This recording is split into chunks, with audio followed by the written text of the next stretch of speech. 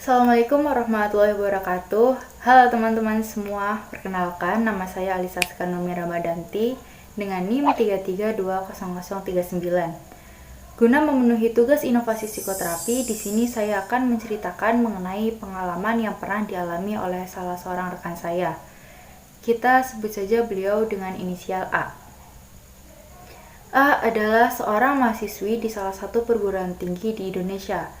Dia merupakan seseorang yang lumayan aktif untuk mengikuti kegiatan baik dalam kampus maupun di luar kampus.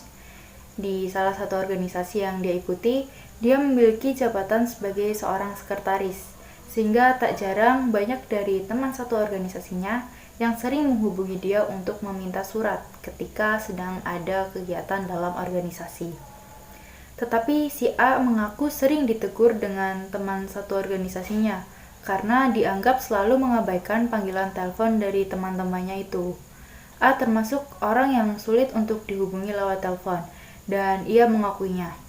Ia mengaku sering dengan sengaja membiarkan telepon berdering begitu saja tanpa ada niatan untuk mengangkatnya. Alih-alih untuk mengangkat, ia memilih untuk membalas panggilan tersebut menggunakan pesan singkat terlebih dahulu. Padahal saat itu teman-temannya berpikir akan lebih mudah jika mendiskusikan lewat telepon dibandingkan dengan menuliskan pesan singkat terlebih dahulu yang harus mengetik. Tetapi setelah si A mengetahui pembahasan apa yang akan dibahas lewat telepon, lewat pesan singkat yang ia kirimkan tadi, si A memilih untuk menelpon balik temannya itu.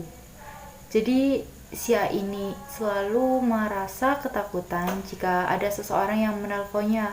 Hal ini terjadi setelah beberapa tahun terakhir ia selalu mendapatkan telepon dari kerabatnya yang mengabarkan berita duka. Yang pertama ada kejadian di mana dia mendapatkan telepon dari tantenya yang mengabarkan bahwa adik sepupunya yang baru berusia 6 tahun sudah meninggal dunia. Padahal sebelumnya ia mendapatkan kabar bahwa adiknya tersebut baru saja pulih setelah mendapatkan pemeriksaan. Beberapa bulan setelah kejadian itu, ia mendapatkan kabar bahwa neneknya dari pihak bapak dilarikan ke rumah sakit karena mengalami stroke. Tetapi setelah dirawat beberapa hari, ia dikabarkan bahwa neneknya sudah berpulang. Pada saat ini, ia masih bisa bersikap biasa saja untuk menerima telepon. Hingga pada 40 hari setelah kejadian tersebut, ia mendapatkan telepon lagi dari tantenya. Dan sebelum tantenya mengucapkan sepatah kata, si A sudah lebih dulu menyapa tantenya dengan sapaan yang bersemangat. Karena ia pikir tantenya itu menelpon untuk membicarakan rencana berlibur bersama keluarga yang pernah dibahas beberapa hari sebelumnya. Namun ia sangat terkejut ketika mendengar jawaban dari tantenya yang hanya terdengar suara tangisan dan mengabarkan bahwa nenek dari pihak ibunya sudah berpulang. Saat itu ia sangat kecewa pada dirinya sendiri, merasa sangat bodoh kenapa dia harus mengangkat telepon dengan sapaan yang terdengar ceria di saat itu bukan waktu yang tepat. Setelah beberapa kali mengalami kejadian serupa, ia akhirnya menjadi takut ketika ditelepon mendadak oleh seseorang. Ia takut untuk menjawab panggilan tersebut. Ia takut mendengar kabar yang ia terima setelah menerima panggilan tersebut adalah kabar yang buruk. Dan ia merasa ia adalah seseorang yang terkutuk karena setiap panggilan ia terima selalu memberikan kabar buruk. Hal itu menyebabkan dia menjadi sangat gugup dan merasa jantungnya berdetak lebih kencang dari sebelumnya, hingga mengalami tremor pada tangannya, apalagi ketika yang menelpon adalah salah satu dari anggota keluarganya.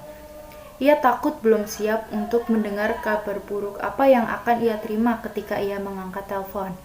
Ia takut bahwa setiap telepon yang diangkatnya akan mengakibatkan kematian seseorang. Padahal ia sadar, tidak semua panggilan tersebut akan memberikan kabar duka. Tetapi ia akan memilih untuk membiarkan telepon tersebut berdering hingga panggilan berakhir. Barulah ia menanyakan apa yang terjadi melalui pesan singkat. Setelah memastikan itu bukan kabar buruk, barulah ia menelpon balik orang tersebut. Ia mengaku terkadang ia merasa lelah jika harus terus melakukan hal tersebut. Dari kondisi klien tersebut, terapi yang dapat digunakan adalah CBT atau Cognitive Behavioral Therapy. Cognitive Behavioral Therapy sendiri adalah suatu terapi yang memiliki tujuan untuk memperbaiki proses dari pola pikir suatu perilaku. Nah, pada kasus ini, saya ajak si A untuk mengubah pemikiran A bahwa tidak semua kabar yang ia terima di telepon adalah kabar buruk. Kalaupun itu kabar buruk, akan lebih baik mengetahui lebih dahulu dibandingkan tidak mengetahui sama sekali. Dan di sini saya juga meyakinkan si A bahwa bukan karena si A yang mengangkat telepon kabar yang kamu dengar itu buruk, tapi karena adanya kabar buruk itu yang harus kamu dengar melalui telepon. Jadi si A tidak menyalahkan kalau dirinya lah yang menyebabkan semua kabar buruk itu terjadi ketika ia mengangkat telepon. Setelah meyakinkan si A dengan pikiran-pikiran yang positif, yang memiliki tujuan untuk mengalihkan dari pikiran negatifnya, saya mencoba agar si A dapat melakukan latihan-latihan agar menghilangkan rasa takutnya ketika mengangkat telepon dengan cara menelponnya dalam beberapa hari ke depan. Sebelumnya saya mengingatkan si A, ketika rasa takut itu datang, saat ia mendengar panggilan telepon, ia hanya perlu mengatakan kata-kata positif pada dirinya sendiri bahwa semuanya akan baik-baik saja. Dan untuk mengurangi rasa gugup yang ia rasakan, ia hanya perlu merilekskan tubuh dengan mengatur pernafasan. Bisa menggunakan teknik pernafasan 478. Setelah itu barulah ia mengangkat telepon. Saya juga menyarankan untuk mengganti nada dering teleponnya dengan nada dering yang lebih menenangkan, sehingga tidak membuat dia terkejut ketika mendengar nada dering panggilan telepon. Karena pada terapi ini berfokus pada kognitif klien, sehingga pada kondisi ini lebih banyak meyakinkan si A dengan kata-kata positif agar bertujuan si A dapat mengubah pemikiran negatif yang ia miliki mengenai panggilan telepon dengan pemikiran positif yang baru. Dengan dilakukan secara bertahap dalam kurun waktu tertentu yang disesuaikan dengan kondisi si A. Sampai saat ini, latihan mengangkat telepon tersebut masih berlanjut. Saya seringkali menelponnya untuk sekedar menanyakan kabar dan kondisi dari dia, apakah terdapat perkembangan ataupun tidak.